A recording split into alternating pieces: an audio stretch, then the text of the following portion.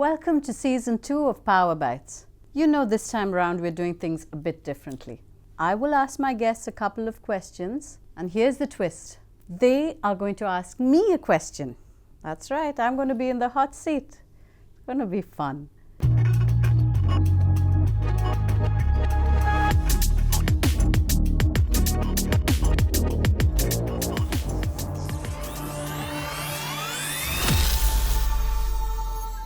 We have a special treat for you today, 2 guests instead of 1.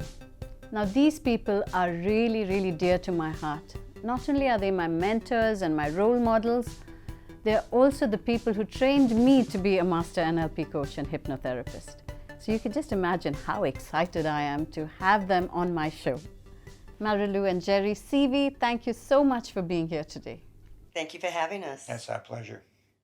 So I'm going to leave the introductions to you.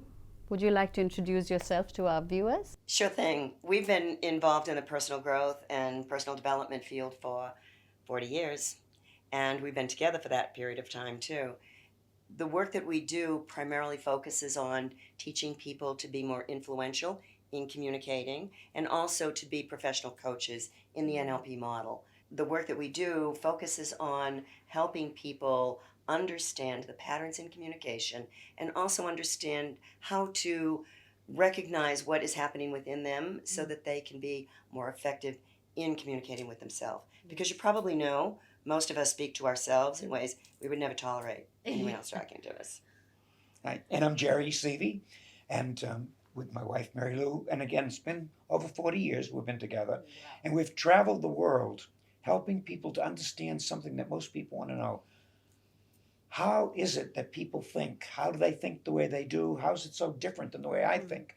And how am I the way I am? How come sometimes we're excellent at some things, mediocre at others, and really dismal at others of all the different things that we are as human beings? Yeah. And so we study how people, the subjective experience of how we make sense of the world, how we make sense of our lives, and how we can develop more excellence in any area of the life that we want. Yes. And we do that through the Mindbridge NLP coach training, where we learn both NLP and professional coaching skills to coach ourselves as well as to help coach friends, family, or to become a professional coach. Exactly. I stand witness to all of that. And I was interested in knowing, with 40 years of dealing with people from different walks of life across the world, have you been able to identify a common limiting belief? Something that, you know, I'm sure amazes you that it's across the world, the same limiting belief. Yeah, it's kind of interesting. We've actually had conversations around this when we can speak more clearly than right now. For me, in recognizing the challenges that an individual client or a student has, or even in a corporate training, the I can't or it's too hard comes up again and again and again. And for so many people, it's the belief that it's going to be hard to make this leap, to make this change. It's going to be hard to help somebody else understand what it is that I want, or for myself to be able to move from where I am to where I want to be without facing incredible challenge. When in fact, when you understand how you work inside, as if you had a manual for this is what I need to do internally to strategize the difference between it's too hard and what do I need to do next. It really isn't that hard. It's work, but it's the kind of work that's so rewarding and so enjoyable that it's a bit like backward planning, where you know how much you're going to enjoy your vacation, which is why you chose to go there, and then stepping back and back and back, you can actually strategize how to move forward with making the trip the way you want it to be. Yeah. And a lot of limiting beliefs are based on our fears. And the core belief that most people have is the fear, I can't get, I can't have, I can't be, I can't become. And that tends to be one of the core beliefs that we have. And most core beliefs are really based on either I don't know how to do it. So that's the limitation. It's not they don't think it's possible. They think it's possible, but I don't know how I'm going to do it. Or sometimes they're not even sure that they can do it. So it's either possibility And they oftentimes, we as humans, we think about our limitations, what we can't do, why we can't do it. And we're really good at coming up with excuses and reasons why there's limitations. Yeah. But those who are exceptional, they go beyond those limitations and they ask themselves, how can I do that? I may not know now, but how can I learn how? How can I notice other people who have been very effective at doing that? And what can I learn from them and apply it to myself? So that's the differentiator Yes. between those who get limited by the I can't and those who move past it. beyond Yeah. it. And there are some people who say, I can't. They don't want to. You know, they'll come up with the reasons and the justifications and the excuses, but really, they don't want to do it. There's no energy vested in taking that step because, again, then it sometimes loops back to, it's too hard or what's in it for me. So I can't is either an actual limiting belief or an excuse. So I'd say it a little A differently. little of both. Yeah, a little of both. But I would say that it's either I don't know how to, or I don't have the criteria, the value behind it that gives me the motivation to move forward, regardless of how I need to strategize, how difficult it's going to be, what it's going to take to make this happen. It's pretty easy for people to say, I want this, I want that, I want this. And then when you say, well, what's it going to take to get that? Well, I don't want to have to do that. I just want it without having to do all that it takes to get that. And those who are really successful, they're willing to do what it takes ethically within their value system, but they are willing to, as it were, go beyond their limitations, go beyond their comfort zone and say, I will learn how. I will want it enough that I'll have the motivation, that I'll persevere. That extra, go the extra mile. And it's very much people who succeed are willing to do what it takes, as Jerry said, but they are the ones that are willing to do it. They're not saying, you do it for me, or I'll do it if. It's what has to be there. Ownership. Yeah, that's real accountability. That's what coaching is about, personal accountability. And our success traveling the world, literally traveling all over the world, 30, 40 countries, helping people to help themselves through NLP and from coaching. I thought, how would I ever be able to do that? Because I can admit, I haven't had a college education. I haven't had what I thought business training. I haven't had all these professional things that I thought you have to have in order to be able to do what we do. We didn't know better. We just went and did it. And we learned by doing it. And here we are now, one of the most successful. You exemplified the opposite of the I can't, the can-do Yeah. attitude. Yeah. So if you had to just sum it up with a couple of tips from all the shared knowledge for someone who is perhaps stuck with the I can't. Okay. What would First thing is know what you want. And it's not, I want to be happy. I want money. Oh, here's a dirham.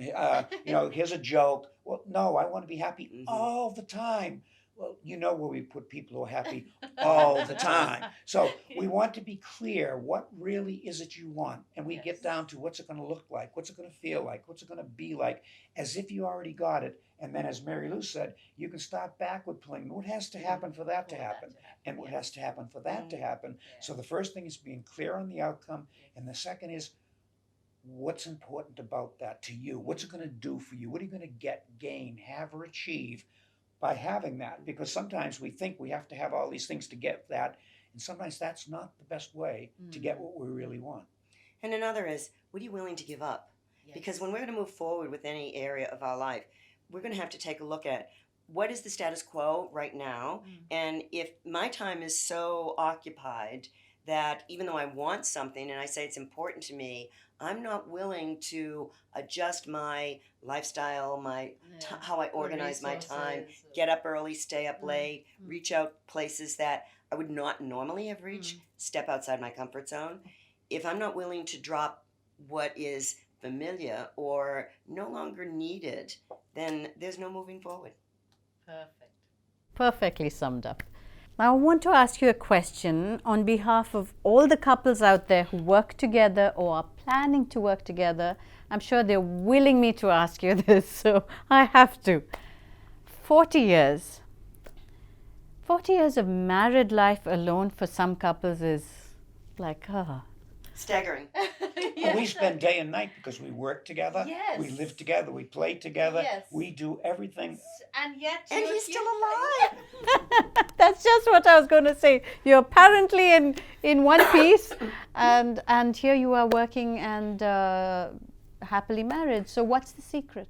NLP, neuro-linguistic programming. No, it's understanding ourselves, who we are, how we think, how we feel, how we act and behave, and then being willing to open up and realize somebody else may not think, act, and behave the same way. That doesn't mean that you have to fix them, that they're broken, that they need to change them. So how do you work together? It's like a left hand and a right hand. They each are different, but if they work together, look how much more can be accomplished. I would say several things. It's learning to listen on both sides and listen beyond the words, listen to what is not said as well as what is said, and then ask the kind of questions to clarify and have patience. But also I learned early on, some of it was from the way I grew up, that screaming was the way my family engaged in communicating, and it meant that they were connected. He came from a very different background, so my screaming just sent him like as far away as he could go. But I discovered early on that there's a big difference between being right and being happy, and that if I wanted something that was lasting, I needed to step back from my, this is the way it should be, and look at what could possibly be taking place that he's not on board, or what could I say or do to move him to be on board. And that's been huge. We will frequently, like most couples, get to that point where the temperature rises, and one of us will step back and say, what's going on here? What do we need to do to make this work so that in the bigger picture our lives work? And like a lot of people, most of us do have this, I'd like to be right. We don't like to be wrong. And sometimes we'll stop in the middle of a disagreement and we'll say, what's really important here? What's really important? Well, I want you to see it my way. Well, I want you to see it my way. And we realize, and if we can see it each other's way, what's that going to get us? Well, we'll have more harmony in the relationship. We'll be able to be more peaceful and calm, more serene. And what's important about that we're going to grow old and share our lives with each other for the rest of our lives. And as she says, long after that. Actually, he's going to grow old. I'm not planning to. Yes. Yeah, we're in the forever young category. Yes. That was really, really helpful. But please tell me, you do have fights. Oh, yes. Okay. Well, No, we have disagreements. loud disagreements. Okay, because people have these expectations. So, if you're both coaches, when one of them is a coach, there's high expectations. Two coaches. Coaches out there want to know. One of the things that I've noticed, certainly from my own perspective, is it's when I'm not paying attention to him or he's not paying attention to me. That's the most likely time that my approach to getting information or attention from him will not sink in with where his head's at. Or I'm interrupting him and I'm demanding that, no, pay attention right now, this is important, but it's not important to him. So that goes back to what's really important here. It's being willing to be flexible. And it's also, when we do have some kind of a challenge going back and forth, one thing I really admire about Marilou, and I've learned how to do it, but it took me a little longer to learn it, is she'll come back within 2, 3, 5 minutes at the most and say, Jerry, when I was coming at you the way I was coming at you, you're not the target. It's actually, I was trying to accomplish something and I just wanted you to see it. And so she's able to come back and we call it making amends, where you say, this is really what was going on with me. And it makes it easy to listen to it and to be able to hear each other. She's distanced herself from the emotion. Just stepping back and looking. Years ago, a friend of mine, her husband went to work one morning and he didn't come back that night. And they had 3 children and it was really hard for a lot of us. But she said something to me afterwards. She said, even though he didn't come home that night, we had a pact between us. It was always kiss me goodnight. And I found a number of years ago, I found a sign that's over our bedroom doors, always kiss me goodnight, so that no matter what, we don't go to sleep at night without having resolved. And it's like rebooting a computer where all of a sudden there's something not working right. When it reboots, you don't take that into the night and into the next day. It is cleaned up, and if it's not, we can address it, but not with the high emotion intensity, but rather what is it we want, what are we going to do about this now? I think the more you learn about yourself too, which is the gift of NLP in my experience, the more you understand how your unique approach to something is your unique approach, Yes. and that somebody else is going to experience the same thing differently, and therefore if you're going to influence that person, you have to adjust your communication, not expect them to. Yeah. And as much as we want it, it's not that one way is right and one way is wrong. Some ways are better because of the results they get, but each individual has their own understanding of what is real, what is life, what is everything. And we can talk about it and say, okay, I can see how you see it that way, but I may not necessarily see it the same way. And we start to see how each other see the world. And that really is the way that you have a better, healthy relationship. Yeah. And I think everyone's just going to take you at your word, because here you are. Proof that it works. Knock on wood. Mashallah.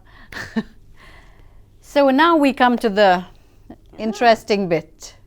Do you have a question for me? I do. So it's been a few years since you first came into the class. You went through the practitioner coach training.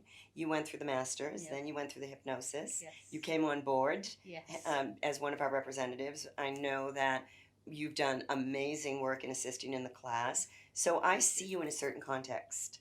Now, what I'm really curious is, how has the language patterns, the NLP model of understanding others, as well as coaching, how has it influenced you in dealing with people who you live in a culture which is so mixed?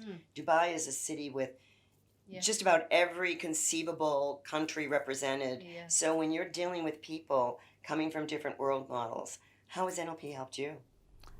That is the perfect question to ask me, because growing up, my world was very monochrome, black and white. The word judgmental might have been thrown around a bit, but it was very clear to me, it's right or it's wrong. And like Jerry said, if it's right, it's what my point of view is. And then as I grew older, I realized that there's a bit of color seeping into my world. And it started with gray, shades of gray, not 50. And yeah, I had to just put that in there.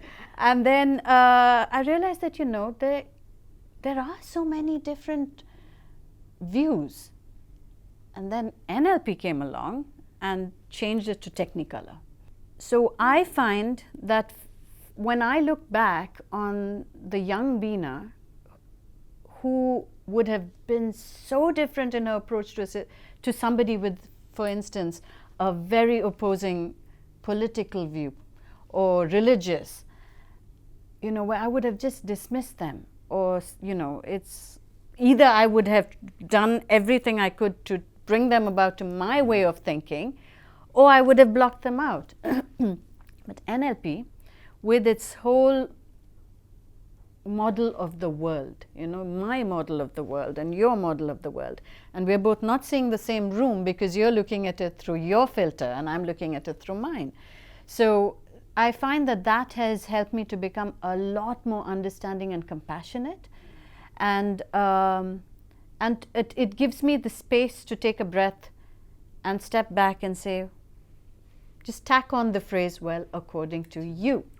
At the end of whatever it is they've said, even if it's in my own head, and that helps me to just, say, okay, all right then, I don't agree with you, but you don't agree with me, and if as much as I think I'm right, you think you're right, so there's enough room in this world for both our opinions. And I think that's my biggest gain. And as a mother, I find that I pass on my NLP learnings to my daughters, and it's helping them so much, because you know how it is when you're young and you're so full of zeal to change the world, and the world does tend to be black and white, right and wrong, and I find that it's helping them also so much in blurring those lines and just saying, okay, according to you. So do I pass the test? You passed the test. So thank you so much for your time and for sharing such valuable information, which all our viewers are going to really, really find so useful. If anyone's interested in training to be a coach, I'm sure they're all lining up after hearing that. How do they get in touch? Okay. Our company website is mindbridgetraining.com. We offer programs in the US, sometimes in Europe on occasion, and in Dubai. We actually are significantly focused in the Dubai and the UAE region. You can get in touch with us through Bina. You can reach out to us through our website, Yes. and our phone number here in the UAE is on the screen. Yes. And if you're interested in taking a training that's going to support your development as an influential communicator, as a leader, as a coach, to bring this into business and for your personal growth, the body of work known as NLP, Neuro-Linguistic Programming, is huge.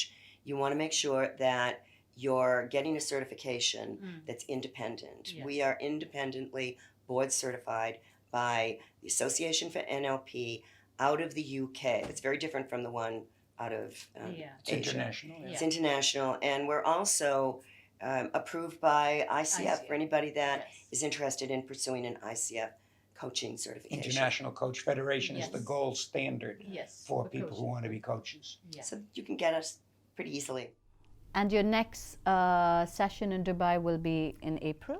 We do in 2 a March. year, so March and November, Yeah. when the weather's really nice here in Dubai. Yes. And so we do those 2 every year. We do have the trainings. All right. So thank you so much again, and enjoy the rest of your time in Dubai. Giving us just Thank you, enough Bina. time for our voices to come back Yes. before we go back on the plane. Yes, thank you for being here despite your sore throats. Oh, we do. Thank you very much. Thanks, Bina. And remember, you heard it right here on PowerBytes.